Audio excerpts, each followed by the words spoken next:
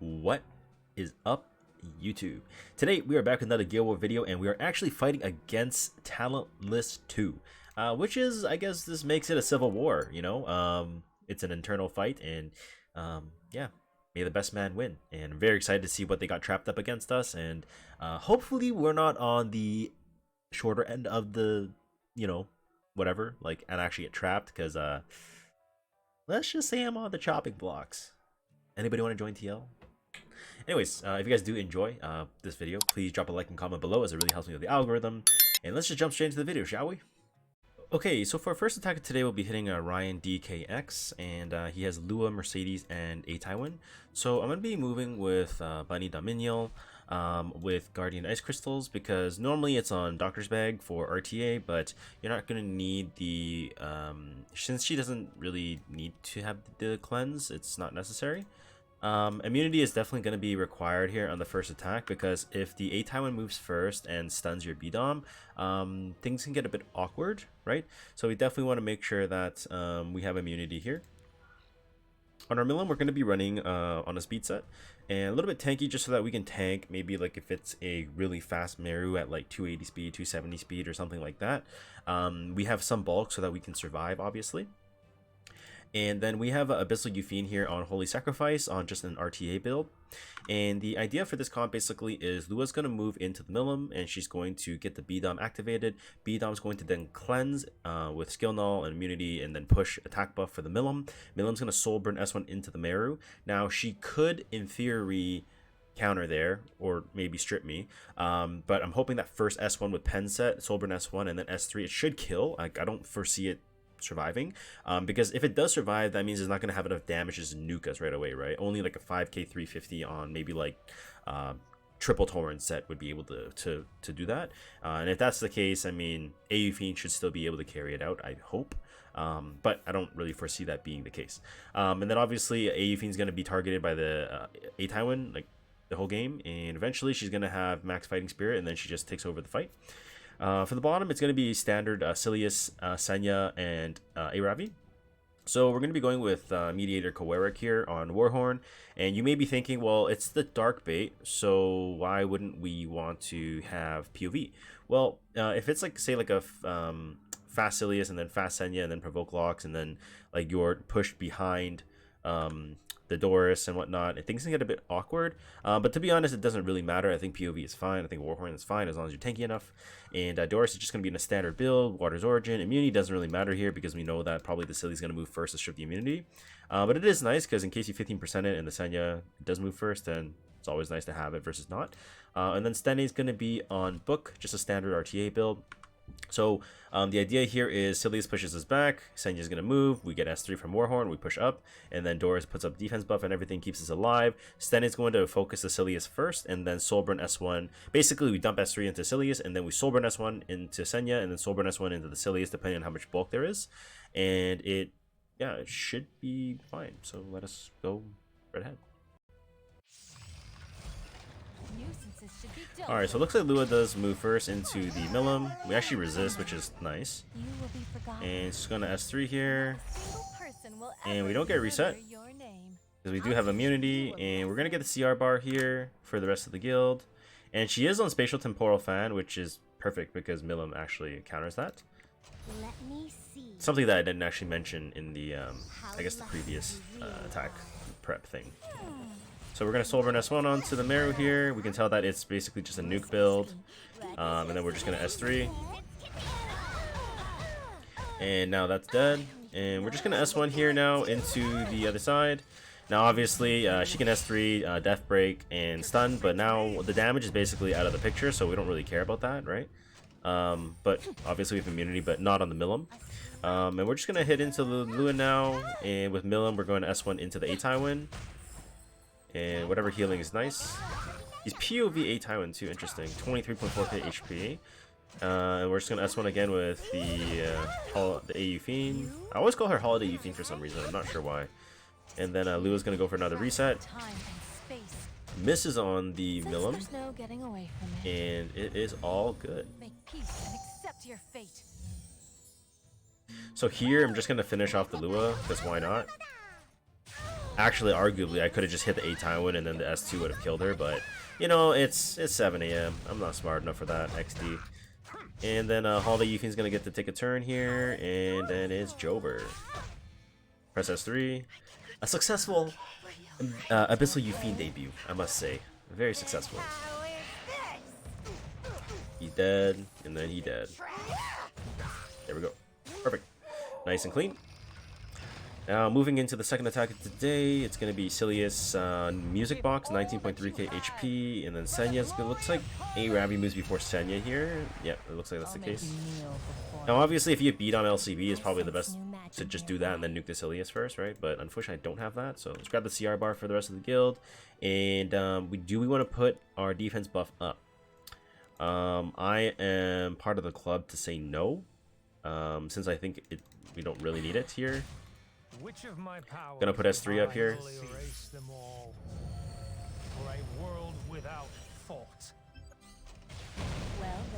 Alright, Aravi is 21.6k. Not exactly high HP, but that did pretty good damage on her S3 there, so maybe it's just like a really high crit damage one, but I don't know, that seems a bit copium. Sanya's gonna be 20.2k HP. We won't know if she's high effectiveness or not, but we can find out if she's high ER. Well, I mean, not really, because Steny only has 30, right? But still, you get it. I'm not gonna S2 into the Senya, because, I mean, you know, what's the point? In this spot, I think I'm just still gonna S1. And then gonna S1 push. And then I'm gonna go into the Senya here. Hopefully we crit. We don't crit, unlucky. That procs a barrier, but we've already hit down the Silius enough to a point where we can just splash S1 kill here. So that's dead. And now we're pretty much out of the danger zone, right? We are going to need to recycle our immunity. So we're just going to S1 into the APOC here. And I'm going to... I don't need a burn. We're just going to S2.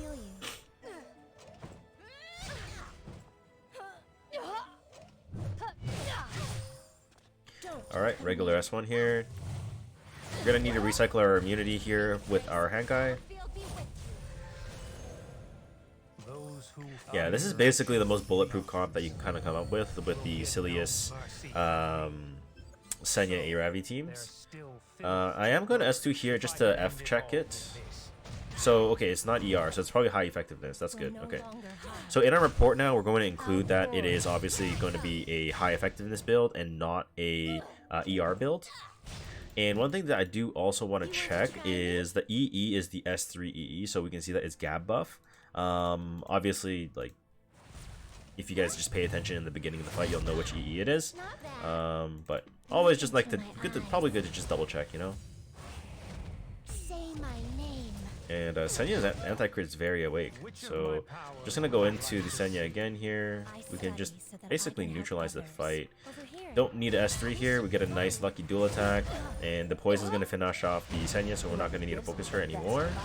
And Aravi, I feel like she might be missing a ring or something, because she's really low HP, and I find that very surprising, to be honest.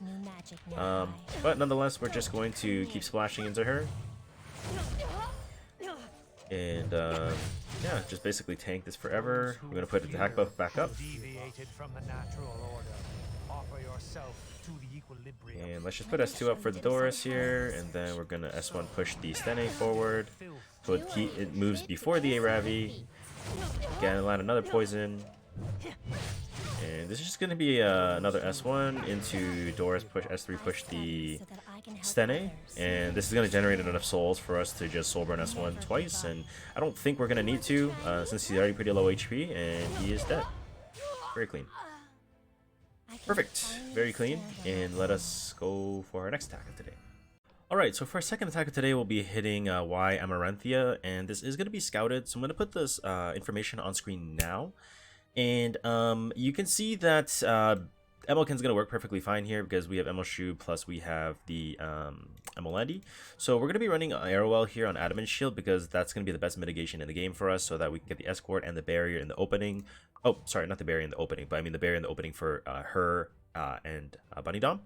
And then Obviously, Bunny Dom here is going to put up the attack buff plus the immunity plus skill null for our Ken, since Cecilius is going to move first. Ken is basically just going to be on Draco Plate. If you have Golden Rose, that's going to be the best in slot pretty much all of the time when you're doing any Ken attacks in Guild War. So this is the build that we're running. Pen set is mandatory and just full damage basically. On the bottom, it's RSL and it is scouted, and we know that Ran is going to be moving first. So we're gonna go Benimaru. So we have Abigail. This is just like, I don't want to spend the gold because that's an extra 25k or 50k to regear that I don't really want to spend. And she has like some damage, so it's fine. And then we have Rimuru on Portrait of the Saviors on immunity, and Benimaru is going to be on Symbol of Unity. Now you may be thinking, you're thinking, look at this comp. Basically, I've done this before, and I think a lot of you already know this comp. But Abigail just has to be tanky enough to survive a Ran S3 and an S1, because, I mean, we don't care if she dies, right? It's all about making sure that the Benimaru doesn't die. And because she gives immortality to the Benimaru, we know for a fact that he's not going to get one-shot because he has the immortality. Which is why it's really important that you do run some bulk on him. Obviously, one Ran S2, S3 is not going to be able to one-shot this. It's just not possible, right? And if it doesn't, we're gonna have the immortality and we are bing chilling, right? If he does, you know, S1 RNL, and basically we're just gonna nuke the team. Isn't really anything too special to say, but basically just kill Ran, Rimuru kill something, Abigail does S3, and yeah. So let us go redhead. All right, 15.8k. Okay, Lilius presses S2, and he presses S3, does no damage. We provoke lock him. Beautiful. S3 push. Now we don't want to stun the two targets that will be focusing Ken, right? So if anything, I'm just going to stun for the Conquer Lilius here, because that means one less potential stack of Fighting Spirit for the Yamaranthia. And he S1s. I'm gonna S1 into him, do a ton of damage. Conquer Lilius is gonna be stunned, and we're just gonna S1 on that as well. Nothing too special, just don't trigger any counters. We're gonna S3 with attack buff and vigor. This is gonna do a ton of damage. And if we were Golden Rose, that candy would have been one shot, right? Like literally dead. And yeah, Airwell just gonna S1. Since he's death broken, he dies. Now for round 2, Ran's going to move first, so let's see how this interaction goes. So Ran's going to S2, into S3, Rimuru S2 is going to analyze and assess and take the buffs over and provide it onto the Benimaru. And as you can see, Benimaru survives, doesn't die. Take the immunity and the attack buff here. He RNLs me, but we're fine. And we're just going to actually S3, since we have immortality, we're just going to S3 into the Senya, and yeah, we should be fine. Yeah, he straight up dies. And they might be dead here too, actually. No cap. Yeah, super fast, super clean. Very nice. I think this attack, by the way, you can use this comp in most of your guild wars in like top 30 to top 100. Just don't worry about it. Just know you might get trapped every once in a while. And a super real Ran can kill you if your Benimaru isn't tanky. But yeah, let's move into the last attack of today. For our last attack of today, we'll be hitting FTS Forever 87. So they have Candy, Ilanav, and MLU Fiend on defense. Hey, Headhunt's coming up. I might as well advertise Ken, right? So we have Airwell here on mitigation, release imprint, obviously. We're going to be running Ruel here, which is going to be on Guardian Ice Crystals, and just like nothing too special here. Just whatever spare ER HP scaling Soul Weaver gear that you have. Like this is like literally like 2 free pieces, or this is a free piece. It's kind of shit, right?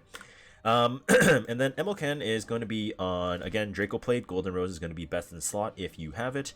And yeah, basically the idea is everything's going to hit the Ken. Ken just kills everything, and it's just GG's.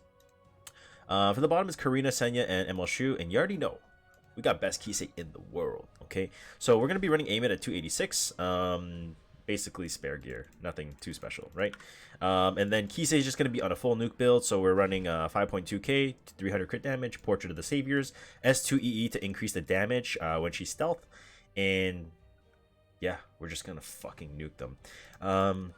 Inferno is going to be on Benimaru Tachi. You want to be running on the immunity EE, and in this attack, immunity is actually going to be required because If we do kill the Karina with aim at S3, and then we S2, and she comes back in Death Breaks, we don't want the Inferno Quads that actually get Death Broken. Sure, you could say that it's just going to send you S3 and he's going to cleanse, but the difference of that 1 to 2k damage could make or break the fight, right? So we want to make sure that we give ourselves as many odds as possible. And yeah, let's just nuke them and let's go. Alright, get the screenshot for the guild. And everybody could counter an Elbrus, so we're just gonna S1 Ilanav here. A true knight picks their battles wisely. So if anything, I'm gonna S3 on the Ilanav actually.